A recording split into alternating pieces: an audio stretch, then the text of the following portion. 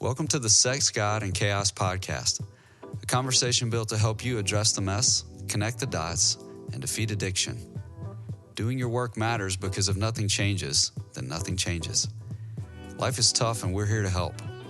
I'm your host, Ben Derrick, and as always, I'll be joined by Roan Hunter. Let's jump right in. So welcome back to another episode of Sex, God, and Chaos. The episode we've all been waiting for an entire episode, the episode on sex. I can only imagine the number of guys looking for porn that stumbled into this. Our podcast is going to pop up. Yeah. Little Freudian slip there. Yeah, it's like Triple X Church. Yeah. Yeah. Well, this episode is actually, I'm hoping it's the most clicked because the information that we're going to share is going to be so empowering, so orienting, and probably people who are looking for this type of thought process have not been able to find it in other places. So we're going to do a little bit of history, but not exactly like episode 1. We're going to talk in more general terms about what's gotten us here as a society, as a culture. We referenced episode 1, that this culture is broken sexually. And it reminded me, as you were talking last episode, about the fish example where the fish swims by and says to the other two, man, the water's great today. And one fish looks at the other and says, what the hell's water? Exactly. So, you start talking about brokenness and sexual brokenness. We all understand, I think, at a base level, that we live in a hypersexualized society. And even that information has been leaked out, I think, just to let people be okay with it. But you would take it further and say, no, not just hypersexualized. We've got a lot of sexual brokenness going on. And unfortunately, our participation in that brokenness doesn't really emerge and start causing problems above an individual level until we enter into a marriage. We enter into a long-term commitment with someone, or what's supposed to be a long-term commitment, and then all hell breaks loose. So I would love to hear from your perspective as a person who's engaged with this for a very long time. What do you believe has gotten us to this point? Well, certainly sexual brokenness, it's not anything new. The Bible's pretty clear about, sexual brokenness back in the day, and there's certainly history in other cultures and all of that. But where we are today, and we'll talk about the U.S., it was in the 60s is when Dr. Alfred Kinsey published his Kinsey report on the sexual male, and then he did another one on the sexual female. And, he'd done research, and, later it was discovered his research, much of it was done on pedophiles that were in prison and also German war criminals that had done experiments on Jewish babies in the Jewish prison camps. And so the Kinsey report became kind of the foundation even for sex education in the U.S. And public school systems, all of this sex education came from this report from Dr. Alfred Kinsey. And Kinsey was kind of a freak himself. If you go read about his life and how he lived and even how he died, it's kind of frightening. And now the Kinsey Institute is still alive and well, and it gets lots of government grants and funding, and so it's still being perpetuated. Dr. Judith Reisman, she just died last year, and she was the one that began to expose the fraud around all this, and then she also began to go after Playboy because Hugh Hefner came along about that same time. And Hefner said that there's a quote where he said he was going to be the megaphone for Kinsey. And Playboy was the beginning of that. And so there's when the kind of the mainstream pornography began to hit newsstands and homes, and then that has grown, obviously. And now today, with the high-speed internet, it is so prolific and prevalent because of, we call it the AAA engine. You know, it's accessible, it's affordable because most of it's free, and it's anonymous. And it is really like crack cocaine. And the thing that is so disturbing about it is with the high-speed internet porn, it's the novelty and the variety, and what it does to the brain that's using porn in that way, because it's an endless click, and it's the next one and the next one and the next one, and it's like, you know, the pleasure center of the brain has governors on it in other areas of pleasure, right?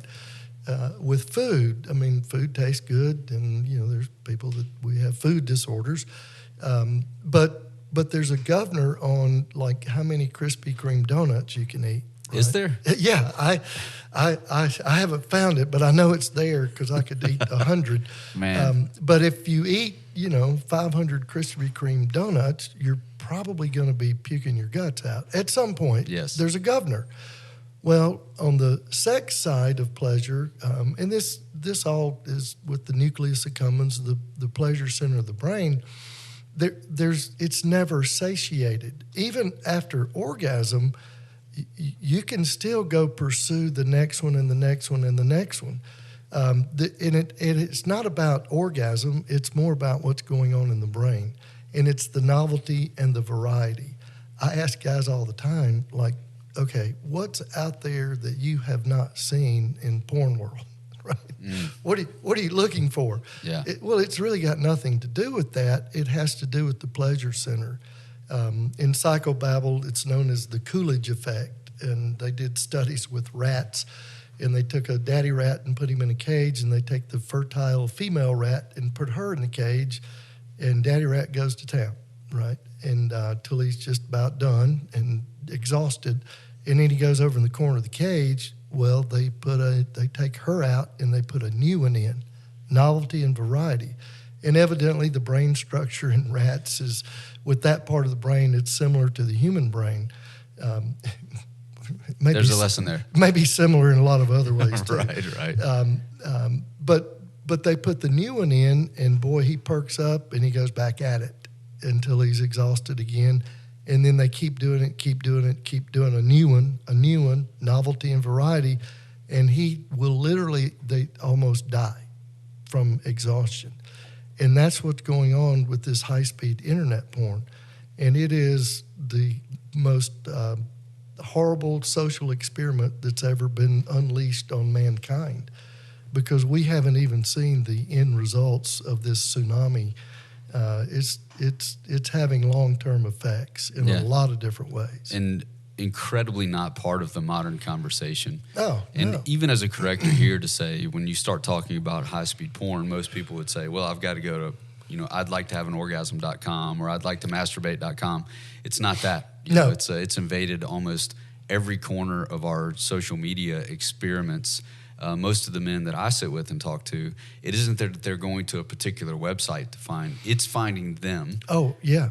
And the more that it finds them and they respond, the more it finds them and they respond. So I think a little bit of what we're trying to expose here that's happened culturally is that the people who are the most invested in making the most money and the least concerned about an individual's health in order to get there know these things about the brain, and have people inside of their organizations that are very familiar with how these things work inside the human brain. We don't know, so we feel like we're just a piece of garbage that falls for these things or had these things pre-programmed into us. I mean, how many times have you heard, well, my family has a history of addiction and all of those things? Well, in a lot of ways, that's kind of a cop-out, because what's happening is modern society is manipulating the pre-programmed responses inside of the human brain in order to leverage them, in order to become wealthy and advance themselves, survival of the fittest. So part of what I think we're trying to do via this podcast, and especially this one about sex, is to convince people that they are part of a larger scheme. Mm-hmm. They're a cog in a wheel. And unfortunately, we start to take on ourselves, as you said in episode 1, I'm the only piece of garbage, male or female, that's ever really had to deal with this or is dealing with this. The truth is, what's being fed to us is affecting us at a very, very deep level. And it's time for us to become aware of that, even that we are now not the initiators of this practice. I'm 43 years old, and pornography meant driving across town, as we say in the South, driving across town and hoping that you didn't run into anyone in the gas station where you're buying the magazine that is porn. And then was part of, it wasn't even high speed, it was dial up, So porn had to reveal one line at a time. Talk about anticipation, sexual anticipation. Totally. Yeah, but it's a completely different ball game today, but the conversation hasn't caught up with that. Not at all. And the thing of it is, even when you say pornography, people will think, Playboy or Penthouse. I mean, that's still kind of where people will go. But where we're at today, man, the darkness and the evil that permeates that world and what's out there is just totally disturbing. And it's really the dehumanization of a whole society. Because it's body parts and fetish, and you can find your deal, whatever that is, all these different genres. And I read something the other day, the number one genre for porn, I can't remember, just one of the websites, is like incest porn, stepson, stepmother, all that. And, even with Kinsey and where we're at with the sex thing, all goes back to the destruction of the nuclear family and where we are in society today. We've seen it happen. I can remember, James Dobson and Phyllis Schlafly and some of the, people in the conservative side, Christian side of the fence talking about this even in the 80s, right? That this is the culture wars, we're in it. Yeah. And now we're reaping, we've sown the wind, we're reaping the whirlwind. Yeah, and unfortunately, a lot of those folks that were sounding the alarm, they were right about those things. Their solutions took us even further into the problem. Yeah. Because a lot of it had to do with denial or strictly habit change. And a lot of people have tried that, maybe even people listening to these episodes. I've tried the habit stuff. Like I put Jesus as my screensaver. It didn't work, So now we're trying to figure out how do we help people who have maybe even taken a little bit of a lap on that journey. But I think there's a lot of freedom in just addressing openly. This is part of living as a human today, that we are inundated with sexual imagery and the novelty and the things that we can pursue. We have access. When you start talking about the addiction cycle, well, what's at the top? I mean, fantasies at the top. Preoccupation. Preoccupation, yeah. Then we get into rituals. So if you think about the average experience engaging in sexual addiction, those two things, most people are on a loop with that, which the word cycle would imply. But I think the top of that cycle, leveraging the fantasy tendency and the desire to be avoidant in the way that we're approaching life. These things, I think if we do our job over these episodes as we continue, we're normalizing that part of the process. Not that we're trying to build a society full of victims. Man, right. That's the last thing that we need. But we do need to understand that there are things affecting us that we didn't initiate, but we are experiencing just the incredibly negative results of swimming in that sort of water for a very long time. Yeah, and it's like, one of the things that I just, it's amazing to me how little parents will talk to their children about all this. And it is critical and it is essential in order to prevent, happening in their lives, kind of what happened in my life, yours to some degree, of just being exposed to this stuff, because they're going to be exposed to it. The average age of exposure now to hardcore pornography is around 9 years old, and that's been steadily dropping because of accessibility. And you can do everything in your power to prevent your children from finding it, filters on your computer, not having a computer, no phones, whatever, but they're going to find it just because it's everywhere. And then when you look at just the broader culture of just, from the music to the movies to the TV shows, I mean, everything out there. I had a wife, she nailed it pretty well. She said, it's like you're trying to stop using cocaine, and everywhere you turn, there's a pile of cocaine, which well was said. Pretty insightful because, brain scans have been done with like the brain on cocaine and the brain on porn. and the way the brain fires up, you cannot tell the difference between the scans. Yeah. And so, yeah, she was spot on. Yeah. But that's kind of the way we live. That's the world we're living in today. And if we're not dealing with this, and if we're not imparting to our children kind of the dangers of it, and certainly the healthy side, which is sorely missing, then they're going to inevitably wind up, in the mire with this on some level. And so, part of even this podcast and the conversations is just, man, we've got to be aware. We've got to begin to change, certainly the culture that we can change, and that one is our immediate family. And if we can start there, then we might have a shot at kind of getting this thing pointed in a different direction.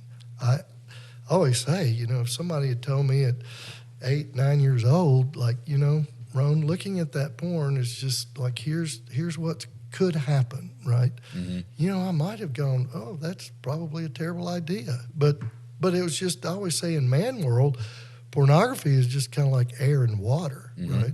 Every guy's doing it. It's no big deal, all that. And one of the things that is getting guys' attention, it's kind of a new medical term, clinical term that we use, is called PIED, porn-induced erectile dysfunction. And that occurs because just watching hours and hours of porn, high-speed internet came around 2000 with the advent of the internet, and then broadband, Wi-Fi and all that. And so now, let's say a guy was, 10 years old when that came along, and we're in the 2020s, and so now he's, 25, 30 years old, and he's been looking at porn since he was, 10 years old. Well, the real thing is kind of like chopped liver, right?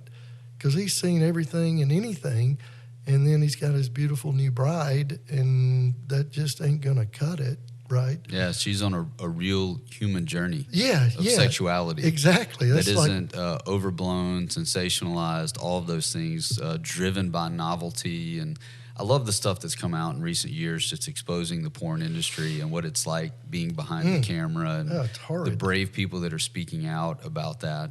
But what you're pointing out, you start talking about erectile dysfunction and not being able to perform in the bedroom, and these are real things. And usually it gets down to a man becoming extremely depressed. And how am I going to solve emotions that I don't like? I'm going to fantasize, and I'm going to return to my own vomit, as the Bible would say. But one thing you're pointing out, and I think this is something that has been so freeing for me in my journey, is that my past has a dramatic effect on my present. The reason I say that so emphatically is because I grew up believing, and you'll recognize this phrase, that's water under the bridge. Oh, yeah. I'm over it, or I'm past that. And in fact, in some marriages, those sort of phrases are thrown around to try to fast forward the healing. Always. Wait, I'm past that. We're past that, right? That's over. That you're was a new creation. Yeah. If anyone's in Christ, they're a new creation. Like, well, prove it. Yeah. Prove it. But I'd like to just dig in for just a moment because a lot of people, as they're pursuing health, and someone may be listening to this quietly in the car at the gym, the idea is, well, I shouldn't have these problems, or the things that happened to me in my past. Here these guys go again. They're going to talk about my childhood. Well, there's a reason behind that. Your past shows up in your present, right? You would say that. It's always there. And, just the stories in the Bible, you see it. That's why those stories are there. You see the generational dysfunction, right? And that dysfunction is passed on, 3rd, 4th, 5th, 10th, 20th. It just keeps perpetuating. And I always reference even the 5th commandment that talks about, honor your mother and father.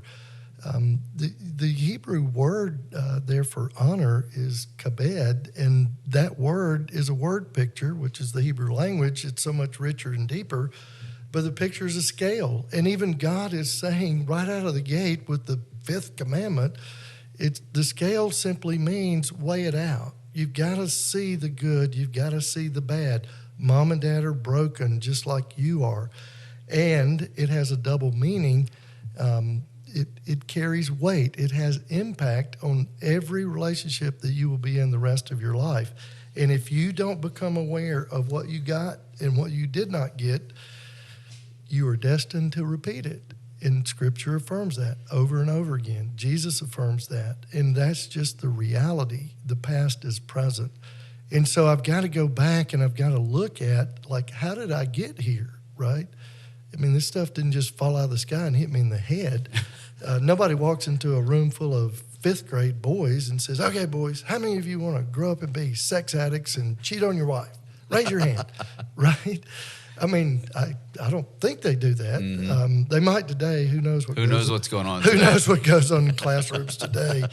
Yeah, teaching them how to be transgendered. Sorry, not offending anybody, but that's just who knows. Again, sexual chaos reigns in our whole culture, and so this idea of, like, I've got to go back and I've got to uncover and understand and be aware of how did I get here in order to change it. Because if I'm just unaware, I'm just going to keep doing what I do. Yeah. That's what's so dangerous about this, is that it can be driving real-time current behavior from your past, and you're completely unaware of it. And a lot of times that awareness comes from sources that do it in a way that hurts us. Let's talk about, just from a man's perspective, if we can, for a moment. You've got the mother and you've got the wife. I've had this happen in my own life. Mother says, you're just like your father. Mm-hmm. Wife has spent some time on a holiday around the family. She's like, it was absolutely scary to watch your father over Thanksgiving. You're just like your father. Right? Oh, boy. And that can be a difficult message for a man to hear, especially if it's delivered in that way, because that's usually not a caring, we're so proud you're just like your father. That's right. It's a mode of accountability. But to be able to sit in a trusted, safe relationship, which is what a counseling relationship should be, and to hear those messages of there is most likely, if not 100%, that you had something that you needed that you didn't get, or something that you got that you didn't need, that happened in your past, it's probably showing up and has something to do, and this is a really wide disconnect for people, that has something to do with the fact that you pulled that up on your phone in the bathroom this afternoon. Those things are connected. Totally. And if we can drain the gas out of that engine by addressing and becoming aware of what went on in your past. So this phrase, I think we want to orient people to, you have a sexual history. Everyone has a sexual history. It's there. And it is showing up in your sexual present, right? Am I saying that correctly? Oh, yeah, totally. One of the things that we always talk about is how, shame begins to wrap around our sexuality. And that comes in a lot of different ways. It comes early on, sometimes just in kind of natural development. It's not uncommon for, children to do some type of sexual exploration, sexual curiosity. It's kind of like you show me yours, I'll show you mine. And sometimes it may involve some form of touching or that type of thing. And I've sat with so many guys that had that, and it may have been a same sex, it may have been a cousin or somebody about the same age, a buddy, and they've never told anybody that, and they have this in the back of their mind. They're like, I may be gay. And they've never told anybody. Yeah. That's not uncommon. But all of that is just kind of normal, natural development, and sexual curiosity is a part of that natural development.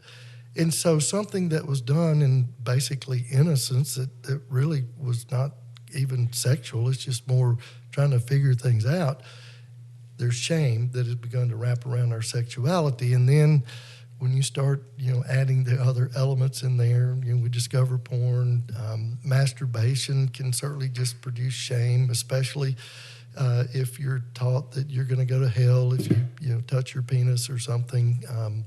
There's just a lot of ways that shame begins to wrap around it.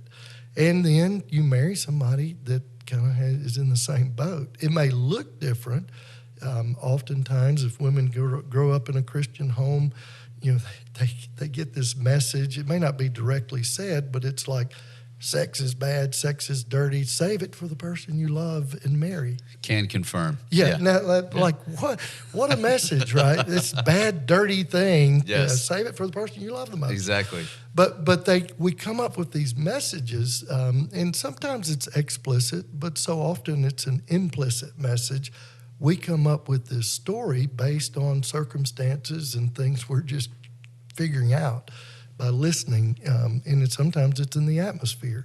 And so this shame piece is a huge component in unhealthy sexuality in lots of different ways. And so beginning to face and deal with the shame, but the problem is you got to talk about it. And nobody wants to talk about it. That is a big problem. Yeah, exactly. But nobody wants to talk about it. We sit with couples who've been married 20 years, 30 years. Now, evidently, they've had sex because they've got some kids. Unless we have evidence. Unless there was some other immaculate conceptions. I don't know. You might think that because there's no communication, right? They never talk about sex. We call it's mostly a little adolescent dance. We're still operating as kind of teenagers, and we throw the hint out there, and then the hint's not taken, and then there's rejection. There's anxiety, always anxiety around sex, but we're two grown adults. We're married. Sex is a natural, normal part of marriage, but we're not talking about it because of the shame, and we've never dealt with, and then it just plays out in this kind of adolescent teenage dance around sex in a long-term marriage, and it's pretty sad. It sounds miserable. Oh, yeah. It is miserable. It is. Yeah. Oh, yeah. So now you have this other thing in there of like, well, all right, this was designed to be a particular thing, and it's actually the exact opposite, which leads me into this. What you're describing as I'm listening to you is there's a lot of neglect around sex and conversation. And unfortunately, when there's a void or a vacuum, then the human brain wants to fill that in. And we want relief in that so badly that we'll believe lies. We say often that children especially, great observers, terrible interpreters. Mm-hmm. But we lock in these messages very early on. So I'd like to talk briefly about maybe some of the top lies that we as people believe about sex, not in a judgmental thing, but as you reference all the time, when you bring things out to the light, well, there's a lot of healing there. Because these lies, they may have settled some things down in us, but they frustrate us, so at a pretty deep level. So as you, in your work, in your clinical work, you and Eva, just kind of the top lies that you guys see at a street level. Oh, yeah. That people believe about sex. I would love to hear those. Mm-hmm. Well, I think most men, I don't want to generalize, but the vast majority of men kind of have this idea that sex is my greatest need. And I always say, sex is a desire. It is not a need. Because nowhere in recorded history ever has a man died from lack of orgasm.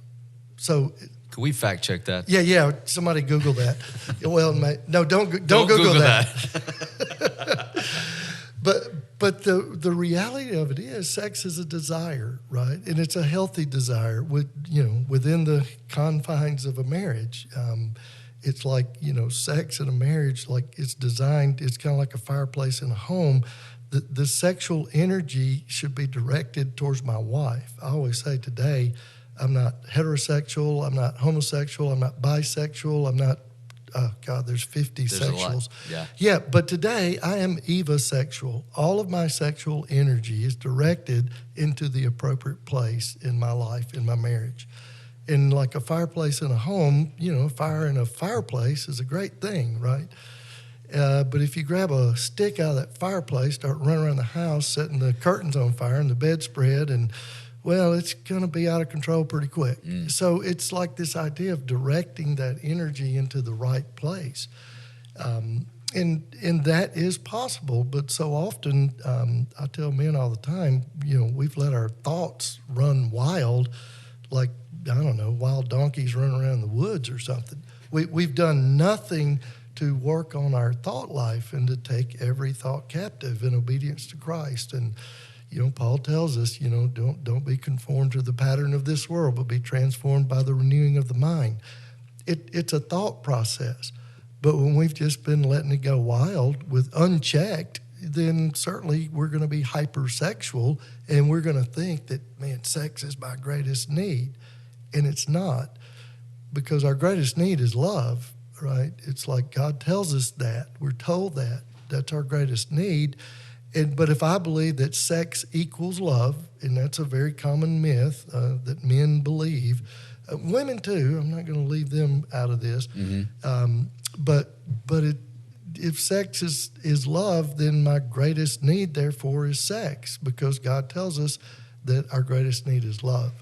And so I've got to begin to untangle that false belief that permeates the culture and permeates my thinking.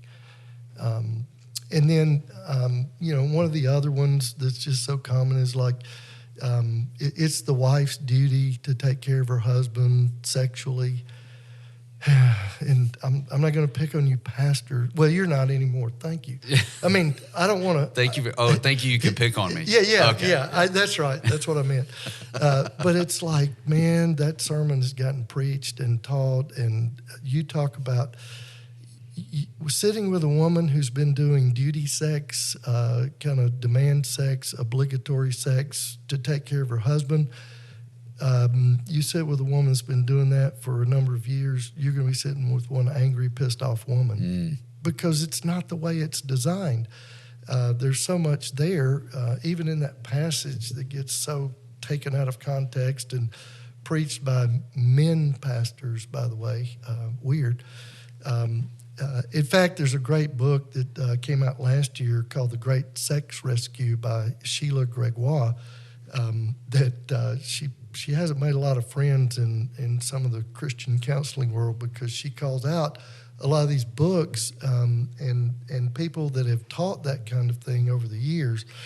So, but it's a fantastic book. I get the feeling reading her stuff, she wasn't out to make friends. No, I don't think she was, which I kind of love a lot. You love that? Yeah, I see that. Yeah, we're going to get her. We're going to get her on this podcast. But that, that's a myth that somehow sex is my greatest need. If I don't have it, I'm going to die. Or, can I say blue balls? It's your podcast. No. I mean, But I mean, that's just common in the vernacular. Mm-hmm. And I have guys like, they will try to convince me that because they're not having sex, then they're suffering from, blue balls. And every guy knows what that means. Mm-hmm. And I just go, man, that's kind of a somatoform. That's a kind of made up kind of pain that you have in your head. Like you might want to kind of think about that, read about it, because that's a pretty severe form of mental illness when we're making up kind of these phantom pains. You have a problem that's not in your testicles. Exactly. Yeah, but they believe it, and then they'll always tell me, well, my doctor said, and I'm like, yeah, maybe we could talk to that doctor and kind of see where he is with this stuff. Yeah. Always consider the source. Yeah. So, those are two big ones that just fly around, and especially inside of Christian circles that we operate within. Like a man's got a high sex drive. Oh, well, that's another myth. Yeah. That somehow, men's sex drives are always higher than women. Oftentimes, what I see is that their sex drive is higher because they're feeding it with a lot of porn and a lot of fantasy and preoccupation, and so you're just walking around with a charged up brain. But your actual natural libido, sex drive, it may be lower than your wife's, but you don't know because you've been doing this since you were 10 or 12 years old. Yeah. So you have no idea where your natural sex drive is. And what I've seen, not that uncommon, when a guy gets sober from all that, his sex drive is maybe the same as his wife or even less than. And that's okay, because women have that too. Eva does a great job in talking with women around just, kind of the sex negative messages that women get often. It's just when you think about even the names that women are called that are promiscuous in high school, whatever, man, those names that they get called they're not good. No. And then you flip that, and the guy that's doing that stuff, man, he gets the good names, right? He's the man, he's the player, all that stuff. And so that's just a very sex negative message. And then if in Christian homes, it can double down with that. And then even she gets in church and her Christian wife friends are talking about, my husband just wants sex all the time. And, oh, it's just terrible. Well, she's hearing this stuff. And Eva does a great job of speaking into that with women and helping them understand that, like, sex is a good thing for them too. It's good for their brains. It's good for their body. Certainly, it is a way to connect. However, we always say you don't want sex to be the main connection in a marriage. However, that's not uncommon either, because sex is used in a lot of unhealthy ways in marriage, even outside of some kind of betrayal or infidelity. It can be very unhealthy, and it can be used maybe it's the only form of connection. And sex should always just be a byproduct of the emotional connection, the intimacy, which has nothing to do with sex. We could probably do a whole podcast episode on. Hey, we should start a podcast. On sex and what do you say? Intimacy. Yeah. But it's like intimacy has nothing to do with sex. Originally that word was a spiritual term attributed to God, and somewhere around the 1400s, 1500s, it got hijacked and became a euphemism for sex, and it even made its way into Bible translations, which is kind of how it gets convoluted. But sex should just be the natural outflow of a deep connection, true intimacy between a husband and a wife, rather than how most of the time it's inverted, because we're having sex way before we develop a deep relationship, and then that just kind of becomes the pattern in the marriage. And a lot of times couples have never even experienced true intimacy, but they're having sex. One of the things that we do in our process in working with a couple, and we'll talk about this in other episodes, is sexual reintegration therapy, where we are really working with the couple to integrate sex back into the marriage after they've developed the emotional connection, true intimacy, and then we're integrating that back in. Especially when there's been betrayal, it does such a number on the partner's sexuality and views around sex. There's a whole lot that happens there too, and so it just, again, another common myth that somehow a man's sex drive is always higher than a woman's. Yeah. I think all these messages that we've taken in and believe there are so many, which is good news for a podcast. Great news for a podcast. Terrible news for living them out. But just to drop a little bit of my story in here, as we're running a little short on time here, but I do want to say this. For me, the way that this looked, as you said, there are some unhealthy ways that sex is used, even within a marriage. And I've been very open with this. My wife has as well. There are needs that I brought into our marriage. We were married young, 21.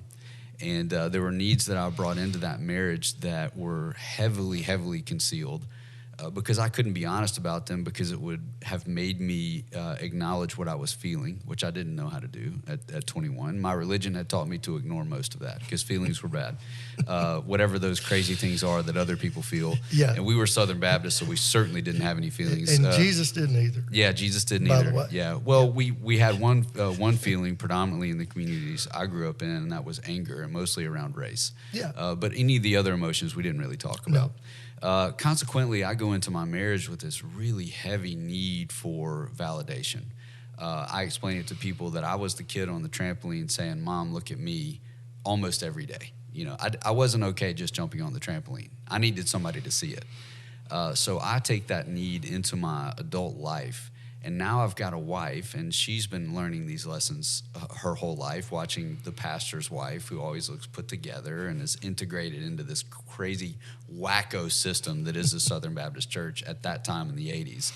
Most of them were just a bunch of Reaganites, but we threw a little Jesus in there because we got to have a service and we can't have it about Reagan, but some of them did. But at any rate, I get into this marriage, I'm like, man, I have this extreme need for validation. Life's not going well. I have these new pressures of trying to figure out how to pay bills, and I can't be on my parents' insurance anymore, and our apartment sucks, you know, and like, what am I supposed to do about all this stuff? How do I regulate what's going on right now? And I don't even know what's going on, but man, if I get laid, it surely will fix this. And it did kind of fix it, you know. And early on in our marriage, we just kind of adopted this pattern where she gets put in this place as validator. But we weren't ever talking about validation. We were talking about getting laid. Well, actually, I was talking about getting laid. Yeah. You know, there were other things she wanted to discuss. But I would, somehow Really? the conversation always drove back to that, you know.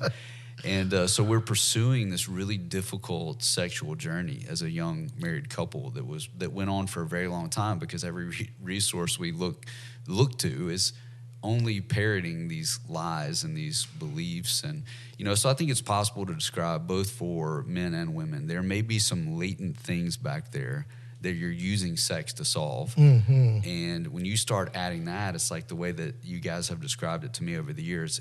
And this is just as creepy as it sounds. It's like adding a third person in the room. Oh, yeah. You know, but nobody's going to talk about that person being there. That's really bizarre, but that's exactly what I was doing. I woke up one day when my wife looked at me and said, "Why is this so important to you?" Oh, wow. That was a very honest question. Yeah. Because I said, I don't know. yeah, and then I got online and booked an appointment. So, yeah, but there's just these lies that we believe just have such a huge effect on us. So I think, you know, we don't want to be people that just talk about the problem. We want to talk about solutions on this podcast. So how do you begin to climb out? How do you begin to address the myths? Like, what's the process here? Well, I think, as you said, you know, kind of the first step is, like, where do you kind of bump up against this distorted thinking? And you know, if you're just average person out there, you know, living life, going to church, do you bump up against it there? No, because it's not talked about at all. If it is, it's just, you know, it's like, it's bad, don't do it, whatever. But very little information on, like, what is just Christian healthy sexuality. And that's one of the things that, you know, we work on both sides, right? Our longtime counselor, Dr. Doug Rosenau, you know, because he knew that we were involved even before we, you know, certainly got into counseling and working with couples and meeting with individuals. And he would say that, you know, you're going to be sexual missionaries to the church because it's so needed, because the church is so unhealthy in a different way than the culture is, but there's no discussion of it. So it's like, how do you just bump up against this distorted thinking? And then, you know, sometimes things happen, like your wife asks you a question. Oh, man. Why is this so important to you? Why is this so important to you? Never thought about that, right? Because it is. Yeah. It's just the way it is. Read your Bible.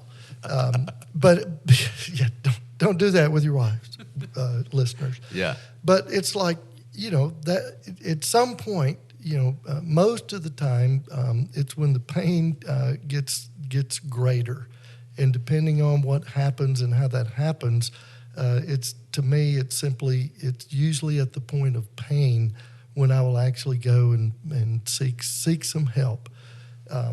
You know, I think one of our hopes with this podcast is that maybe we can kind of help people avoid the horrible pain. Maybe they're just going to have some pain. Right. Yeah, and begin to kind of figure this thing out, because you really can, and you can begin to change it.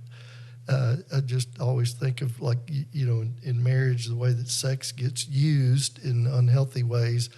We call it the F and F model: fight and fornicate. Fight and fornicate.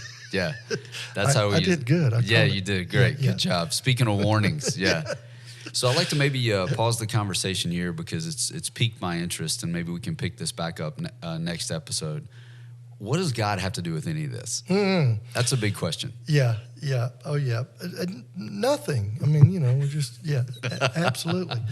Well, it's, you know, it's interesting, you know, just throughout Scripture, sexuality kind of permeates Scripture in different ways. There's themes around it.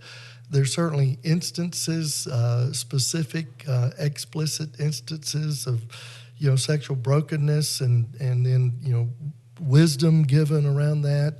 But we often miss it. I mean, even, we talk about the birth of Jesus, right? He's born of a virgin.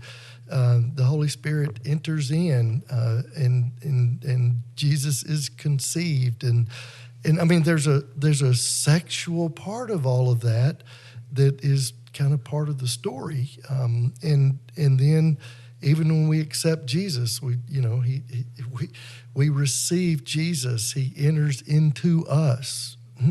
That could be kind of a sexuality paradigm. But there's an undercurrent of that. I mean, even circumcision. I'm like, do we not understand the symbolism? And like, I've heard sermons preached about it's something, who knows what they're talking about. You probably preached it, but it's careful. Like, yeah. But I mean, that is a reminder to us men that, like, man, this part of your life is very important. It's critical to kind of like that one thing, to get that one thing right in your life, because if you don't, chaos reigns. And the stories are there for a reason. We see it.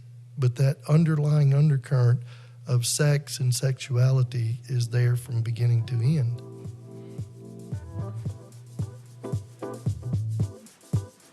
To learn more about what you've heard today and to engage with the Sex, God, and Chaos team, visit sexgodchaos.com.